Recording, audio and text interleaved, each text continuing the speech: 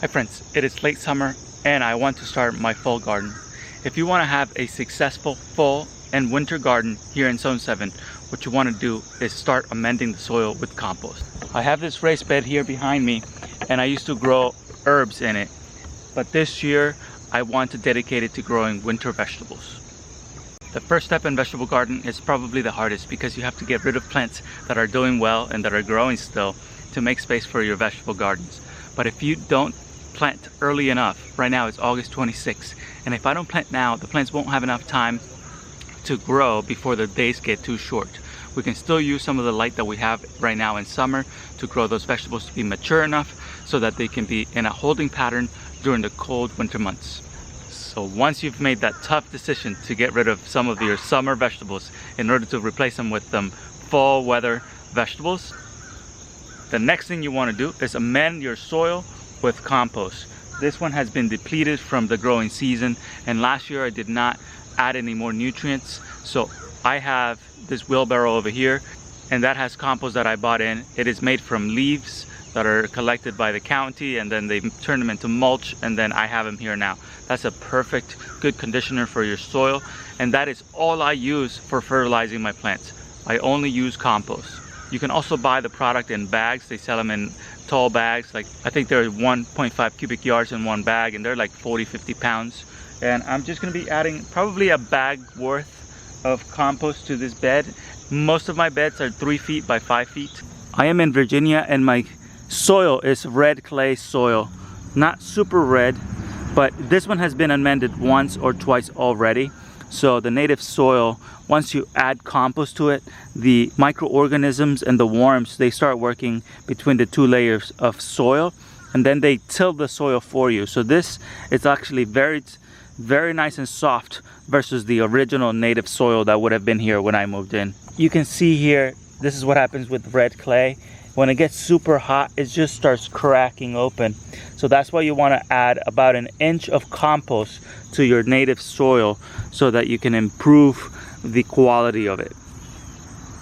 This is my compost, leaf compost that I have, and you can see this one is so black and rich and full of natural materials like wood chips and leaves, and this really adds a lot of nutrients to the soil, but also it adds water retention. This little pieces of wood soak up the water and really help maintain the moisture in the soil, and really helps you by not having to water so much and so often.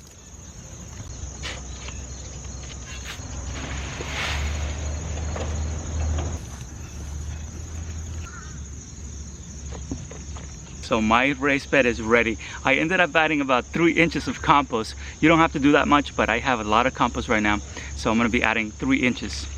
In this raised bed, believe it or not, I'm only gonna grow 2 more crops.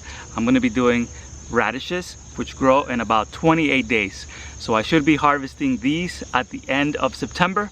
And then I'm also gonna be growing bok choy. Bok choy is one of my favorite Asian greens, and it does really well in the early fall. It really likes that cool weather, but it also needs a little bit of sun to grow.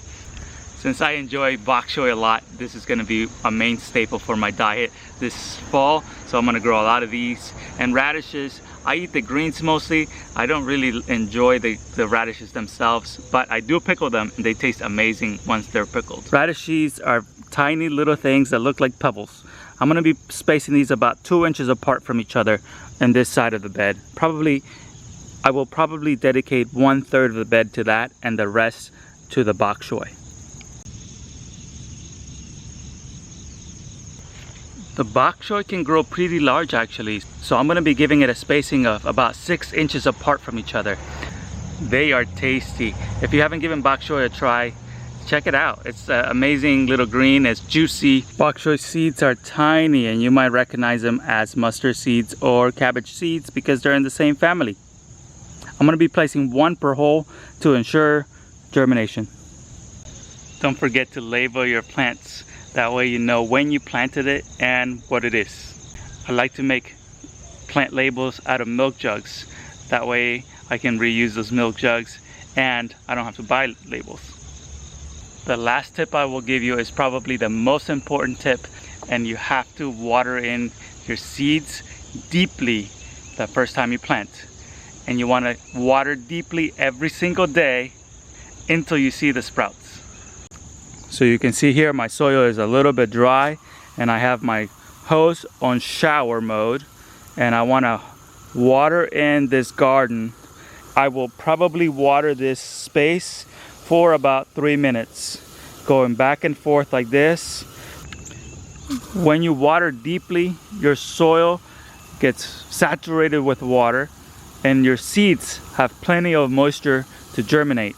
And by watering every single day afterwards, you are ensuring that that moisture is there for those seeds. Once the seeds emerge and you see the first sprouts, you can go to watering every other day. Once you see the first set of leaves, or you see 4 sets of leaves, you can stop watering so often and only water as needed when the soil starts to dry out. I will be making more videos like this on how to start your vegetable garden for the fall and the winter. If you enjoyed it, please consider subscribing and hitting the notification bell so that you can get notified when I make new videos. And if you have a friend that really enjoys gardening, would you mind sharing this video with them? Send it via a message or send it via Facebook. That really helps the channel grow and it keeps me motivated to continue making these videos.